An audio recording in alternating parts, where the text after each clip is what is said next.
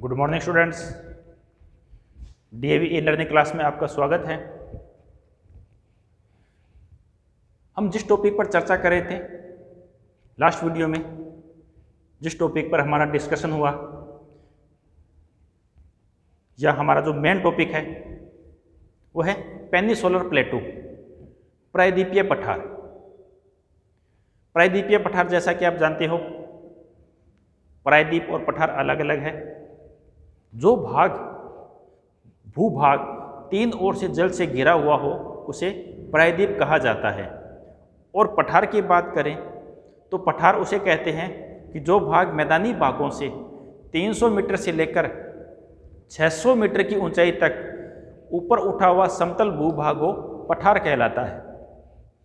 और दक्षिणी भारत का जो भाग है वो प्रायद्वीपीय पठार कहलाता है। जैसा कि यह तीन ओर से बंगाल की खाड़ी से, अरब सागर और हिंद महासागर से जल से घिरा हुआ है। अब इसमें बात आती है कि हमने इसको अध्ययन की दृष्टि से दो भागों में डिवाइड किया कि जो प्रायद्वीपीय पठार है इस पे पठार और पहाड़ियाँ अवस्थित है। तो इसके जो दो पार्ट बनते हैं, इंटरमीडिएट हिल्स और प्लेटू। इंटरमीडिएट हिल्स यानी कि मध्यवर्ती पहाड़ियाँ। तो हम चर्चा कर रहे थे हमारी इंटरमीडिएट हिल्स के बारे में, मध्यवर्ती पहाड़ियों पर चर्चा कर रहे थे। और हमने हमारी लास्ट वीडियो में जो पहाड़ियाँ पढ़ी उसमें अरावली पर्वत श्रृंखला, विंध्याचल, सतपुड़ा और पश्चिमी घाट पर हमने चर्चा की। जो प्रायद्वीपीय भारत की 5 पहाड़ियाँ या पर्वत श्रृंखलाएँ हैं, अरावली, विंध्याचल, सतपुड़ा, पश्चिमी घाट और पूर्वी घाट। तो इसमें हमने 4 पर चर्चा कर चुके हैं।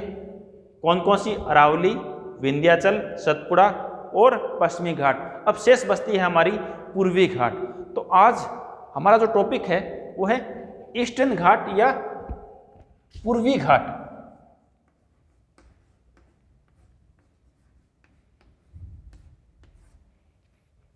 जैसा कि भारत का ये दक्षिणी भाग है, ये पूर्व में है तो पूर्वी घाट और ये पश्चिमी घाट। तो इसकी बात करें तो पूर्वी घाट महानदी घाटी से, महानदी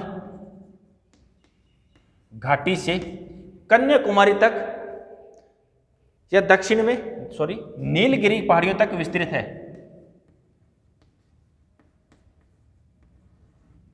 नीलगिरी की पहाड़ियों तक पूर्वी घाट विस्तृत है। और यह एक सतत श्रृंखला न होकर कटी फटी श्रृंखला है। क्यों? क्योंकि पश्चिमी घाट से निकलने वाली नदियों ने पूर्वी घाट को काट काट कर कई भागों में डिवाइड कर दिया है। क्यों? क्योंकि इसका ढाल पश्चिम से पूर्व की ओर है, तो अधिकांश नदियां अपना जल बंगाल की खाड़ी में गिराती है। और इस वजह से जो पूर्वी घाट है इसको सभी नदियों ने काट काट कर एक छोटी छोटी श्रृंखलाओं में विभाजित कर दिया है। अगर हम इसकी पूर्वी घाट की लंबाई की बात करें तो इसकी लंबाई 1300 किलोमीटर है। 1300 किलोमीटर लंबाई में पूर्वी घाट अवस्थित है। और उत्तर से दक्षिण की ओर जाने पर इसकी चौड़ाई कम हो जाती है। उत्तरी भाग में इसकी चौड़ाई अधिक है और जैसे जैसे दक्षिण की ओर जाएंगे इसकी चौड़ाई कम होती रहेगी। इसकी चौड़ाई की बात करें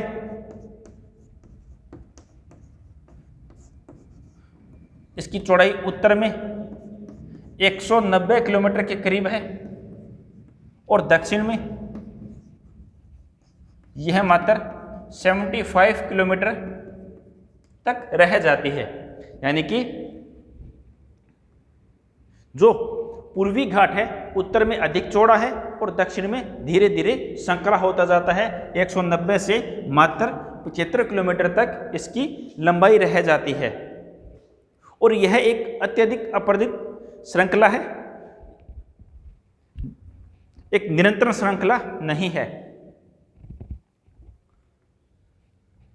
अब हम इसकी विस्तार की बात करें तो इसका विस्तार उड़ीसा, आंध्र प्रदेश और तमिलनाडु में इसका विस्तार मिलता है। और कुछ एक भाग इसका तेलंगाना राज्य में भी अवस्थित है। जैसा कि आप जानते हो तेलंगाना आंध्र प्रदेश से अलग हुआ है, तो यह उड़ीसा,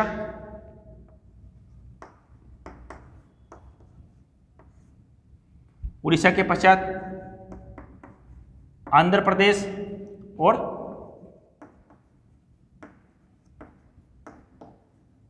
तमिलनाडु और कुछ भाग इसका तेलंगाना में है, उसके बारे में हम चर्चा करेंगे।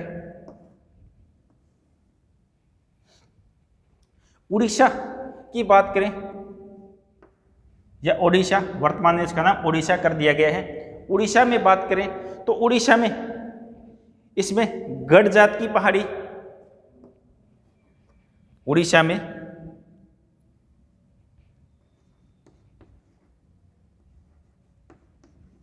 गढ़ जात की पहाड़ी।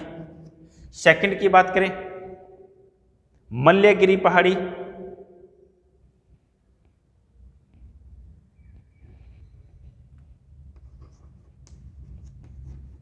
मल्यगिरी और उदयगिरी की पहाड़ियां अवस्थित है। गढ़ जात, मल्यगिरी और उदयगिरी की जो पहाड़ी है वो उड़ीसा में अवस्थित है। कहाँ है? तो सबसे पहले देखें मैप में, फर्स्ट, सेकंड और थर्ड। फर्स्ट है गढ़ जात की पहाड़ियां,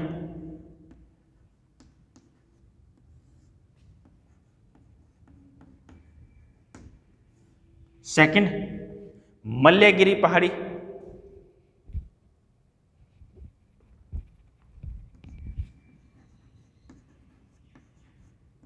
मल्यगिरी पहाड़ी और थर्ड उदयगिरी पहाड़ी जो उड़ीसा में स्थित है। ये तीनों गढ़ जात, मल्यगिरी और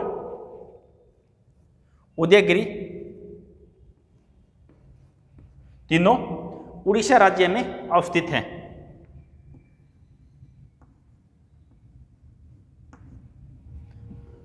उसके पश्चात इसका विस्तार आता है आंध्र प्रदेश में।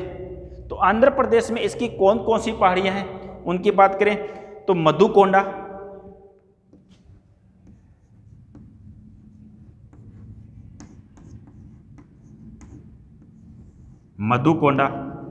मधुकोंडा के पश्चात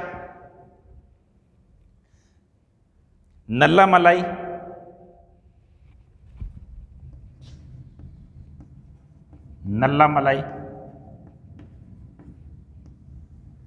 इसके पश्चात पालकोंडा,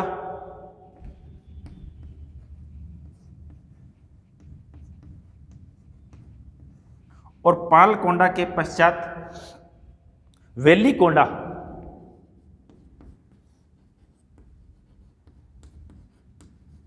पूर्वी घाट आंध्र प्रदेश में मधुकोंडा, नल्लामलाई, पालकोंडा और वेलिकोंडा पहाड़ियों के रूप में अवस्थित है। जैसे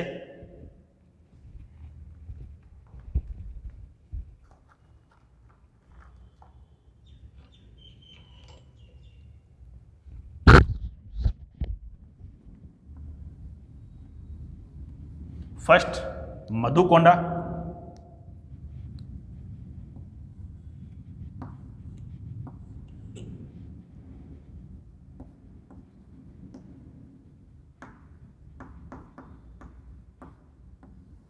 उसके पश्चात नल्लामलाई,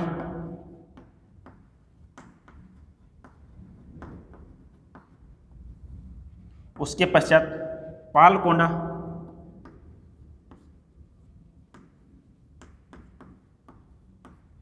और फिर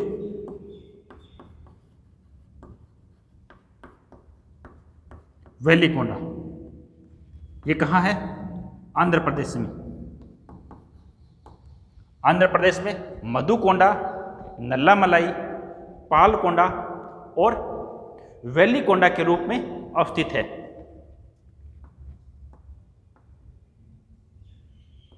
उसके पश्चात नेक्स्ट आता है तमिलनाडु। तमिलनाडु की बात करें तो यहाँ जावेदी,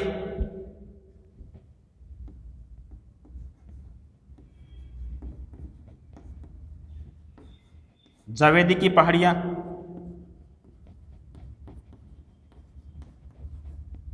शेवराई की पहाड़ियाँ और पंचमलाई की पहाड़ियों में अवस्थित है।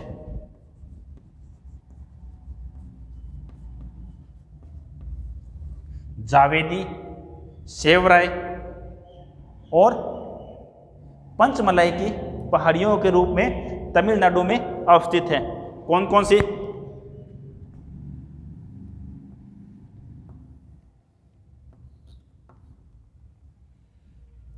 जावेदी की पहाड़ी, शेवराई पहाड़ी और लास्ट पंचमलाई।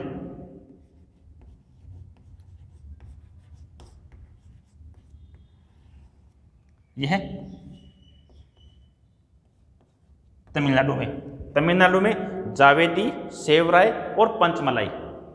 उसके पश्चात इसका कुछ भाग या एक पहाड़ी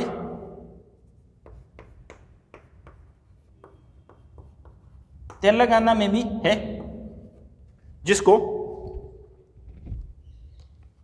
शेषाचलम की पहाड़ी के नाम से जानते हैं।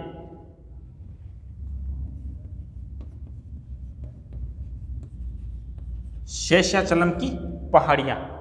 और मैप में देखें कि ये पहाड़ियाँ कहाँ हैं, तो ये पालकोंडा और नल्लामलाई के बीच में ऊपर अवस्थित है।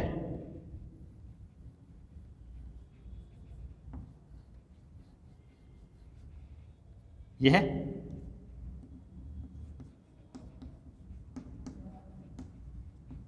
शेषाचलम की पहाड़ियाँ जो तेलंगाना में अवस्थित है।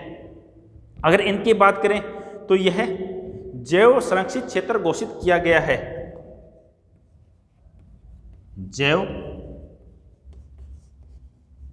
संरक्षित क्षेत्र के रूप में इसे घोषित किया गया है। तो ये था हमारा ईस्टर्न घाट, पूर्वी घाट, जो एक अवशिष्ट श्रृंखला के रूप में है, जो उड़ीसा, आंध्र प्रदेश, तमिलनाडु और तेलंगाना में अवस्थित है। जो भाग इसका उड़ीसा में है, उड़ीसा में कौन सी पहाड़ी है? गडजात की पहाड़ी, मल्यगिरी की पहाड़ी। आंध्र प्रदेश में मधुकोंडा, नल्लामलाई, पालकोंडा और वेलिकोंडा। उसके पश्चात तमिलनाडु में जावेदी, शेवराई और पंचमलाई की पहाड़ियाँ हैं और तेलंगाना में शेषाचलम की पहाड़ियाँ अवस्थित है। अब इसके बाद आता है कि इसकी जो सबसे ऊंची चोटी है, पूर्वी घाट की सबसे ऊंची चोटी कौन सी है? तो इसकी सबसे ऊंची चोटी अरामाकोंडा, इसकी सबसे ऊंची चोटी अरामाकोंडा, जो कहाँ है? मधुकोंडा पर्वत श्रेणी पर है। यहाँ इसकी सबसे ऊंची चोटी है, जिसको कहते हैं अरामाकोंडा।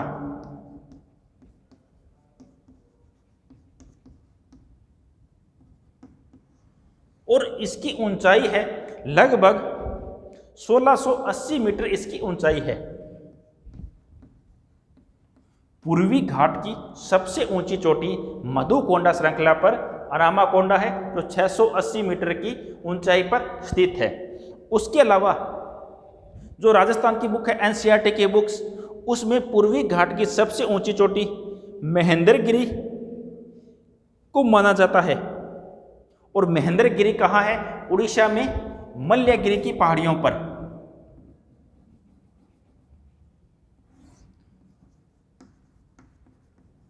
महेंद्रगिरी जो उड़ीसा में मल्यगिरी की पहाड़ियों पर है, और जिला कौन सा आता है? गंजम जिले में। गंजम जिले में। ये कौन मानती है? हमारी एनसीईआरटी बुक मानती है। और इसकी ऊंचाई है 1501 मीटर। तो इसके बारे में दो फैक्ट है। अगर ऑप्शन में महेंद्रगिरी न हो तो इसकी सबसे ऊंची चोटी रामाकोंडा आएगी, और दूसरी जो एनसीईआरटी मानती है वो महेंद्रगिरी को मानती है, जो मल्यगिरी की पहाड़ी पर गंजम जिले में अवस्थित है। तो ये था हमारा पूर्वी घाट, जो उड़ीसा, आंध्र प्रदेश, तमिलनाडु और तेलंगाना में अवस्थित है। कौन कौन सी पहाड़ियों में? गडजात की पहाड़ी, मल्यगिरी, उदयगिरी, मधुकोंडा, नल्लामलाई, पालकोंडा, वेलिकोंडा, जावेदी की पहाड़ियाँ, शेवराय की पहाड़ियाँ, पंचमलाई की पहाड़ियाँ और शेषाचलम की पहाड़ियों के रूप में हमारा पूर्वी घाट अवस्थित है। अब इसके साथ जो हमारा टॉपिक आता है वो है दक्षिणी भारत के दर्रे, पासिस।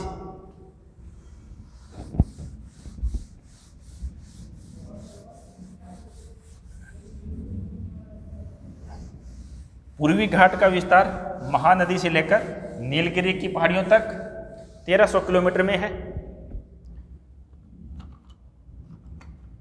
अब है दर्रे, पश्चिमी घाट, जो पश्चिमी घाट में अवस्थित हैं। प्रायद्वीपीय भारत के जो दर्रे हैं वो प्रायद्वीपीय भारत के पश्चिमी घाट में अवस्थित है, तो इसको इनको बोलते हैं पश्चिमी घाट के दर्रे या पासिस। दर्रा क्या होता है कि पहाड़ी के बीच में जो आवागमन का रास्ता होता है उसको दर्रा कहते हैं। जैसे ये पर्वत श्रेणियां हैं दो, इनके बीच से नदी आ रही है, तो धीरे धीरे कालांतर में ये भाग तो ऊपर उठता गया और बीच में एक खाई नुमा आकृति रहेगी जहाँ से नदी जा रही है, और इसके साथ साथ ही आवागमन के लिए एक रास्ता बन जाता है जिसको हम दर्रा कहते हैं। यानी कि दो पहाड़ियों के बीच से वो भाग जहाँ से आवागमन हो सके उसे दर्रा कहते हैं। तो दक्षिण भारत में दर्रों की बात करें या पश्चिमी घाट के दर्रों की बात करें तो यहाँ 4 प्रमुख दर्रे हैं। कौन कौन से? थाल घाट, भोर घाट, पाल घाट और सेन कोटड़ा। थाल घाट, भोर घाट, पाल घाट और सेन कोटड़ा 4 प्रमुख दर्रे हैं जो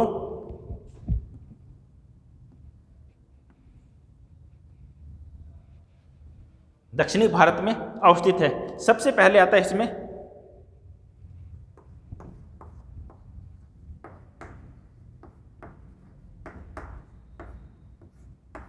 थाल घाट दर्रा। और थाल घाट दर्रा कहाँ अवस्थित है? महाराष्ट्र में।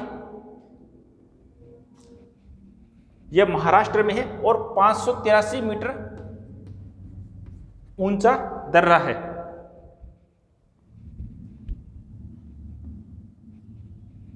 फर्स्ट थाल घाट जो महाराष्ट्र में अवस्थित है, और यह किन 2 शहरों को जोड़ता है? तो यह मुंबई से नासिक को जोड़ता है। मुंबई से नासिक को आपस में मिलाता है। कौन सा? थाल घाट दर्रा। उसके पश्चात भोर घाट सेकंड,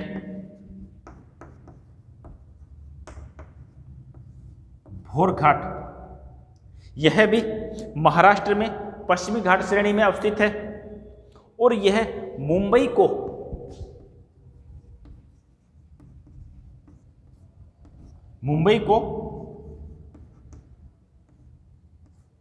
पुणे से जोड़ता है। सेकंड इस जगह जो मुंबई को पुणे से आपस में मिलाता है। उसके पश्चात नेक्स्ट है पाल घाट दर्रा, थर्ड।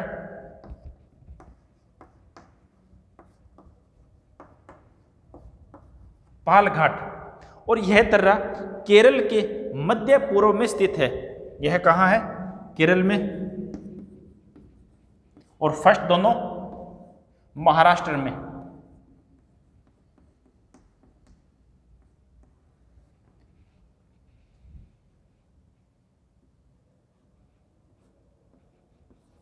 थर्ड जो है वो है पालघाट दर्रा जो केरल में है, और यह नीलगिरी तथा अन्नामलाई की पहाड़ियों के मध्य स्थित है और कोच्चि को कोयम्बटूर से जोड़ता है।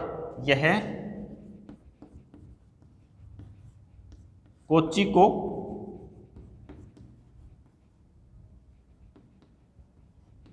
कोयम्बटूर से जोड़ता है। अब कोयम्बटूर की बात करें तो कोयम्बटूर को दक्षिणी भारत का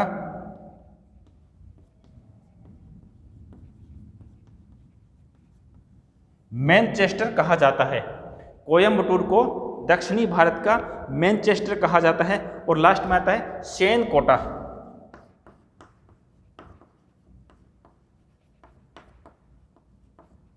सेनकोटा दर्रा या सेनकोटा पासिस। तो यह भी केरल में इलायची की पहाड़ियों पर अवस्थित है। केरल में इलायची पहाड़ी पर।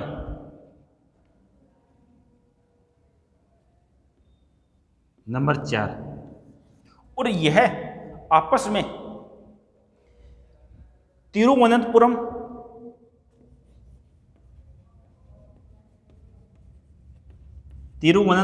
केरल को शिवकाशी, तिरुवनंतपुरम को शिवकाशी जो तमिलनाडु में है में आपस में जोड़ता है। शिवकाशी को मदुरई भी कहा जाता है जो पटाखों के लिए प्रसिद्ध है। तो पश्चिमी घाट या दक्षिणी भारत के जो दर्रे थे, पासिस थे, ये 4 प्रमुख पासिस है। कौन कौन से? थाल घाट, भोर घाट, पाल घाट और सेनकोटा। तो थाल घाट महाराष्ट्र में है जो मुंबई से नासिक को आपस में जोड़ता है। उसके पश्चात भोर घाट, ये भी महाराष्ट्र में है, ये मुंबई से पुणे को आपस में जोड़ता है। उसके पश्चात पाल घाट जो केरल में है, ये कोच्चि को कोयम्बटूर से जोड़ता है। 3 नंबर, कोच्चि को कोयम्बटूर से। और कोयम्बटूर के बारे में बता दें कि इसको दक्षिण भारत का मैनचेस्टर भी कहा जाता है। और नंबर सेनकोटा जो केरल में इलायची की पहाड़ियों पर अवस्थित है और यह केरल और तमिलनाडु राज्यों को मिलाता है। केरल का तिरुवनंतपुरम और तमिलनाडु का शिवकाशी नामक स्थानों को आपस में जोड़ता है। शिवकाशी को मदुरई भी कहते हैं और मदुरई किस लिए प्रसिद्ध है? पटाखों के लिए प्रसिद्ध है। तो ये 4 पासिस हैं जो दक्षिणी भारत के इंपॉर्टेंट हैं। कौन कौन से? थाल घाट, भोर घाट, पाल घाट और सेनकोटा। तो आज के हमारे टॉपिक में पेनिनसुलर प्लेटू का जो फर्स्ट पार्ट था इंटरमीडिएट हिल्स, वो कंप्लीट होता है। तो इसमें हमने इंटरमीडिएट हिल्स में 5 प्रकार की पहाड़ियों का वर्णन किया: अरावली, विंध्याचल, सतपुड़ा, पश्चिमी घाट और पूर्वी घाट। इसके साथ ये हमारा टॉपिक कंप्लीट हुआ। प्रायद्वीपीय भारत का जो इंटरमीडिएट हिल्स है, मध्यवर्ती पहाड़ियाँ हैं, ये कंप्लीट हुआ। इसके पश्चात जो हमारा नेक्स्ट टॉपिक आएगा वो है प्रायद्वीपीय पठार के प्रमुख पठार, या उसे हम ये भी कह सकते हैं भारत के प्रमुख पठार, जिस पे हम हमारी चर्चा नेक्स्ट लर्निंग क्लास में करेंगे। आज के लिए इतना ही। धन्यवाद।